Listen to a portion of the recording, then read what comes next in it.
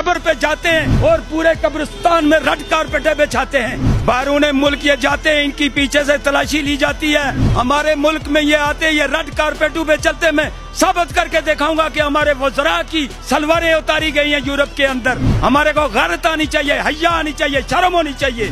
मगर गैरत शर्म हया जिंदा कुमों को होती है, मुर्दों को नहीं। मुर्दे कभी कब्रिस्तान से उठकर जंग नहीं लड़ते। ये जिंदू का काम होता है, कब्रिस्तान वालों का नहीं, जिसके ऊपर रेड कारपेट बेच रही है। उनके ऊपर चाहे हेलीकॉप्टर चला दो, बम बरसा दो, वो सो गए, वो नहीं उठेंगे। वाम तो एक पापड़ खरीदना नहीं उठा सकती। इलेक्शन के अखराजात तो दूर हैं, लेकिन इलेक्शन कहाँ रखते हैं देखो।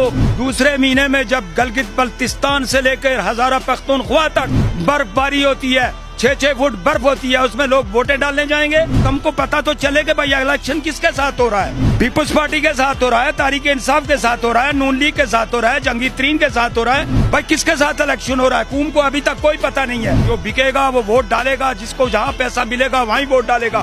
उसको 2000 रुपया 2 बक्से में वोट डाल देगा।